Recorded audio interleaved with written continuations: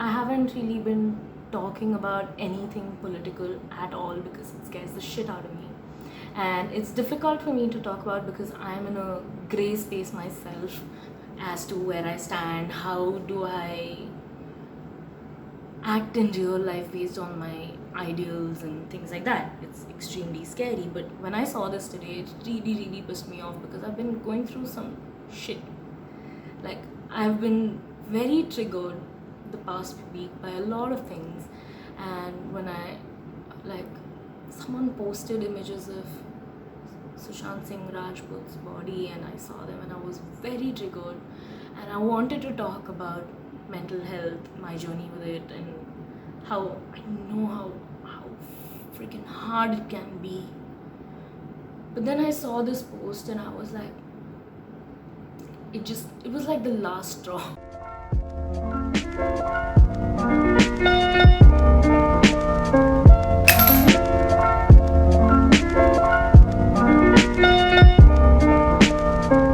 Let me tell you in the beginning, this is a rant video. So if you don't want to rant, you can click off. If you want to rant, you can stick by me.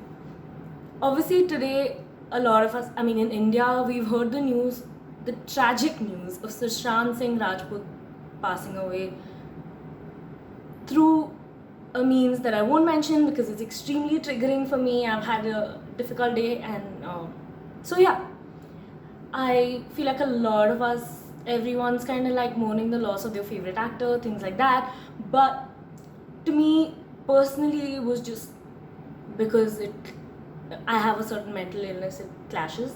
That's why it's difficult for me to talk about. But there are a lot of people coming up and talking about depression now because of it. It's bringing light to mental illnesses and how they should be dealt with in society, and how toxic masculinity plays a huge role in not having the right ways to deal with mental illness. Great. These sort of conversations should be able to come up in India because it's too late. Like, finally, you're here. But there are certain posts that come up that make me cringe because I'm like, what were you thinking? This is a time to be able to destigmatize mental illness. But when you make posts like these, I get frustrated. So this post is by the Comprendia. This post is about how men are being treated by us, how men are being treated by our laws in society. Gender bias laws in India. When you read that, the first statement always comes how laws are biased towards women, obviously, because like patriarchy, taxation, everything, like properties to marriage, everything is gender bias towards women. So I was wondering what they would write with regards to law especially, and here's what they've written. Men are victimized and systematically abused by the laws that are made for women but are used as a weapon to abuse men. First of all, when you use systematically abused and men in the same statement, just general men, I'm not talking about the intersections of various forms of oppression, I'm just talking in general, you say that men are systematically abused in the society. I don't know how many people would agree with you. Women, did men have to fight for their right to vote? Were men confined to their houses, economically deprived? Are men scared to walk out at night because they think someone will attack them? Tell me here who is systematically abused, men or women? Okay, fine. Leave that aside. Let's go ahead. But women are used as a weapon to abuse men. Women use laws as a weapon to abuse men. I'm not saying that men aren't abused, that women can't be abusers. But when you make such a general statement, talking about, probably addressing the whole country, do you realize what you're putting out there? The narrative? Okay, going past that.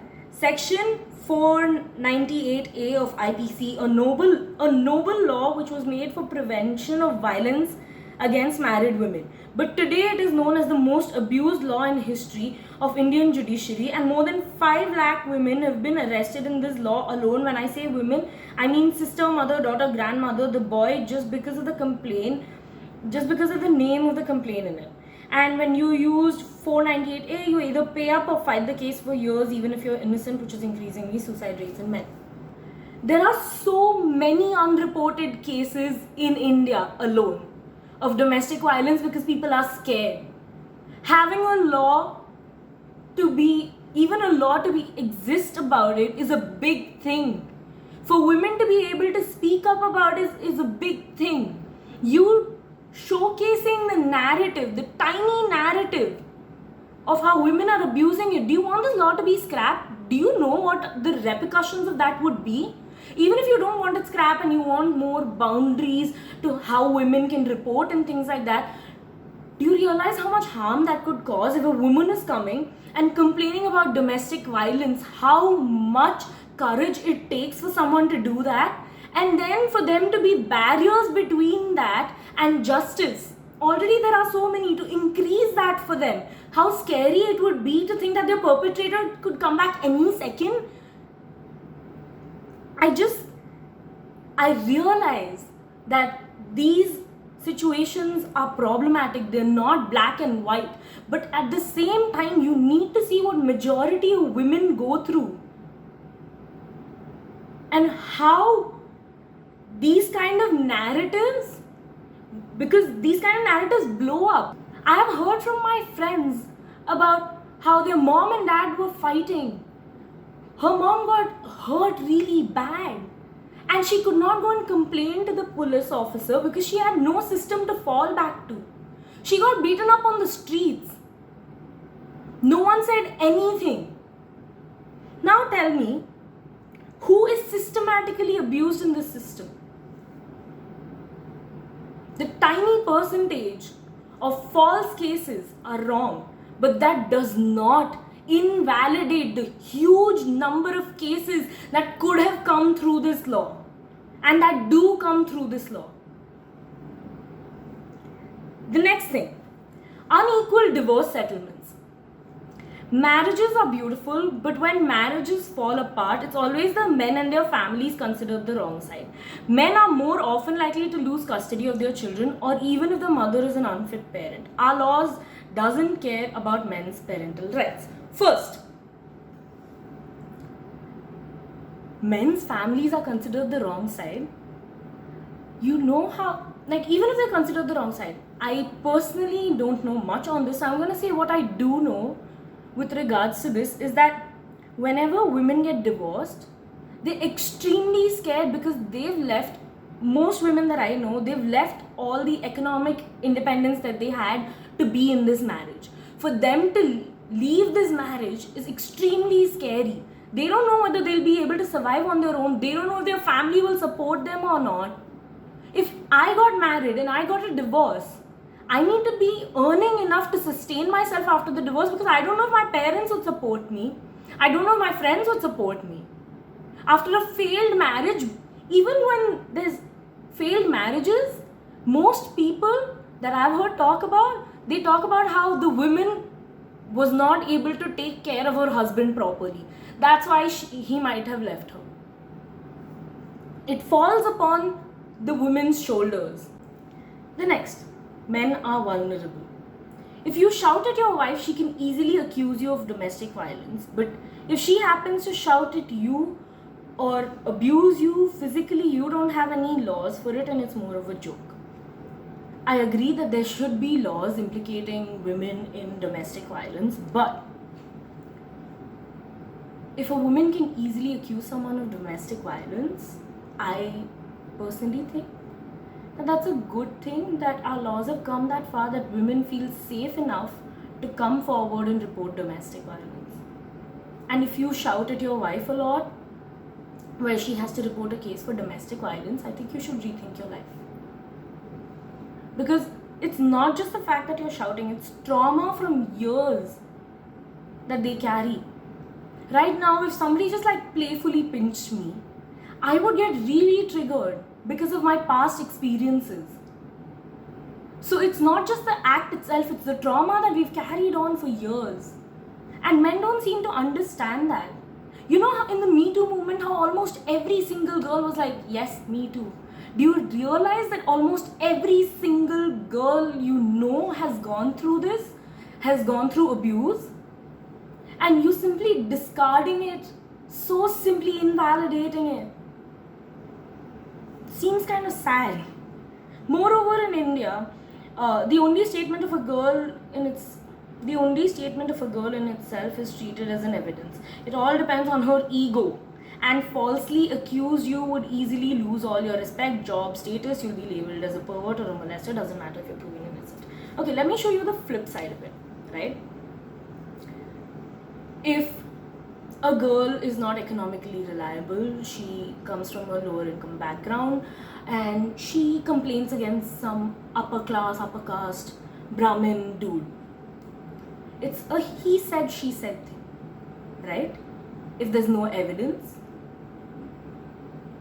Do you know how many times police shrug off cases saying that you should just solve it amongst yourself, or saying that who would believe you? They would be easily accused as attention seeker, as the S word. They would lose their job, society status, be called as used, like how Ram ki wife, like how Sita was. Doesn't matter if she was raped, molested or not, everyone labeled her as used, right? Anyway, even if you're proven innocent, the media won't cover it because it won't generate an TRP to them, because our society sees women as universal victims and men as universal oppressors. First of all, again, flip side. Even if the person is charged guilty who abused this girl, he will probably come out of jail in 10 years, which is scary. And they don't know how the case will go. The girl will live with the trauma for the rest of her life. It would affect countless aspects of her life. It would take over her. The chances of depression, anxiety, PTSD, people facing stigmatization, so many things. And sometimes when it's even like people in your family, media coverage, even like parents believing you. The trauma that we go through is insane. I'm not saying that these fake cases are like, okay, just deal with it. But what I'm saying is, don't use these fake cases to invalidate the centuries of oppression women have been going through. Saying that this is easy for them, not for us, honey, no.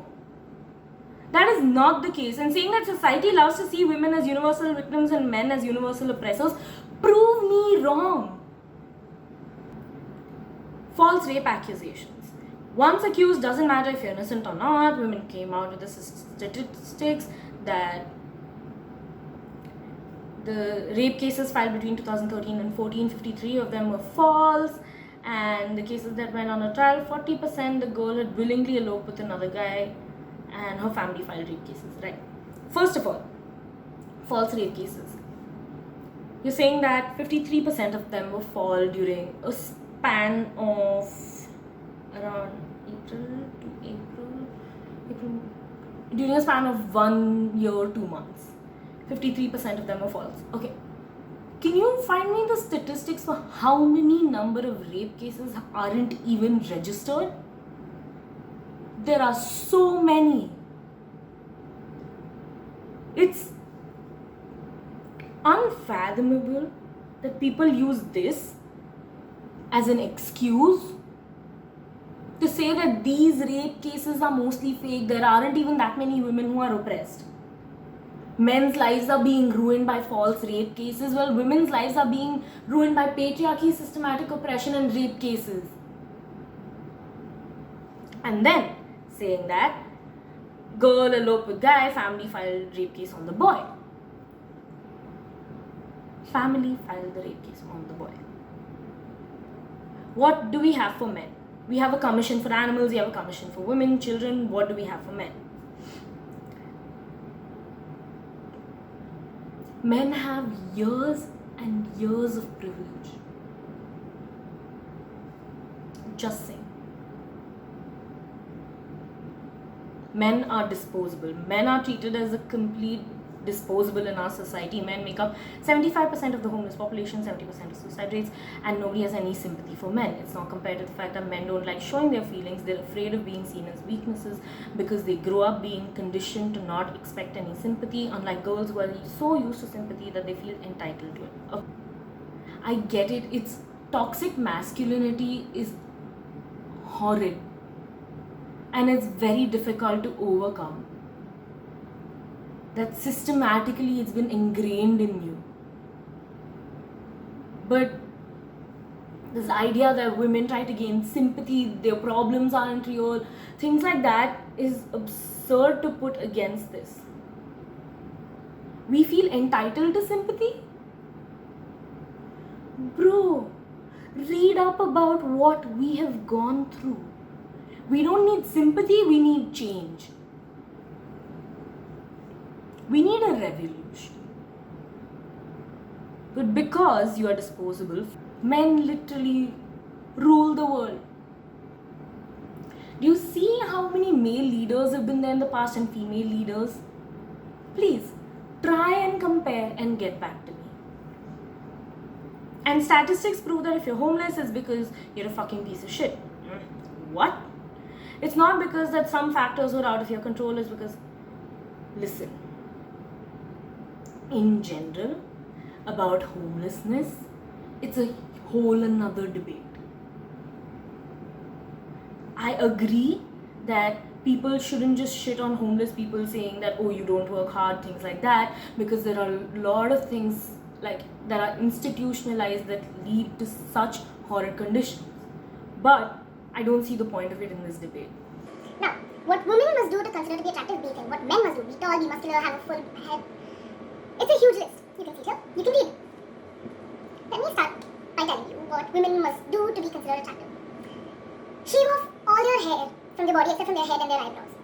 Not a single piece of hair to be seen. Okay? Make sure your jaw is thin. Make sure your lips are puckered. Make sure your nose is thin. Your eyebrows on fleek. Long hair, even if it's short. Style. Pierce your ears. When you're like 6 months old, pierce your ears. Make sure your boobs aren't saggy. Make sure that your hands are thin, long, cute. Don't need to have dangling arms. Make sure you have a big ass. Make sure you have a thigh gap. Make sure your calf muscles are toned. Nails should be properly painted. Lipstick, makeup, eyeshadow. How many things? This is just a small part.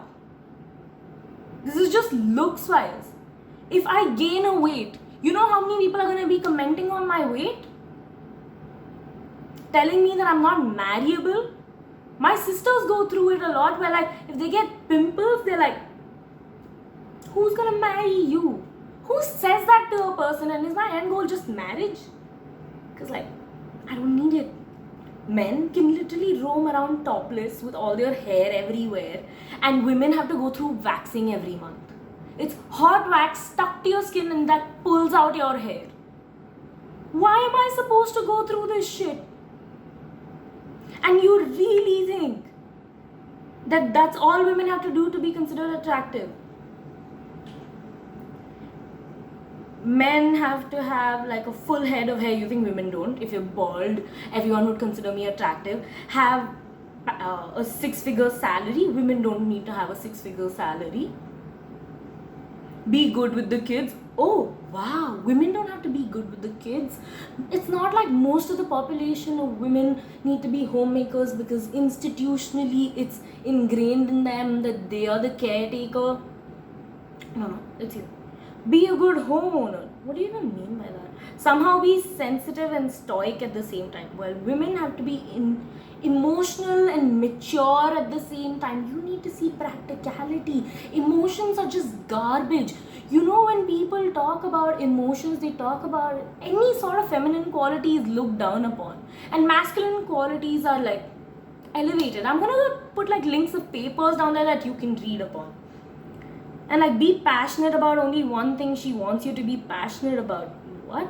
To be willing to look past her flaws where she constantly scrutinizes yours? You really don't think we go through that? Well, like, we leave our entire family to come live with your family, to be scrutinized by every member of your family. Cook like this, walk like this, do like this, talk like this. Believe me when I say this to you with 100% conviction.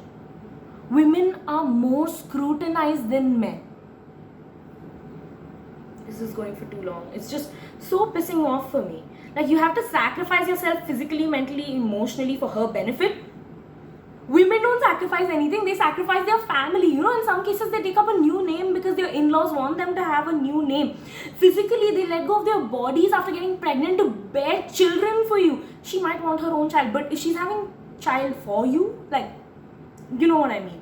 Mentally, you really think that killing off all her ambitions and goals, and I know I'm generalizing, but even if someone's earning and is in a marriage, like you're looking at traditional men and women roles. Even if like they're working, if their salary is more than their husband's, it's looked down upon. It's a power thing. I've heard people say, I can't marry this guy because I'm going to earn more than him and he won't be able to deal with it. I'm going to have to give up my job.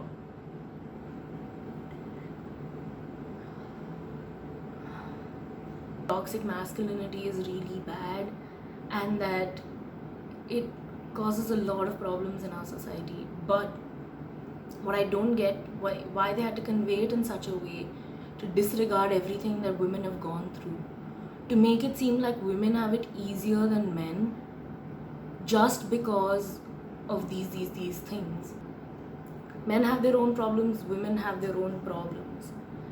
I don't see why you need to invalidate the problems women go through to like prove that you have problems. It's just more and more oppression.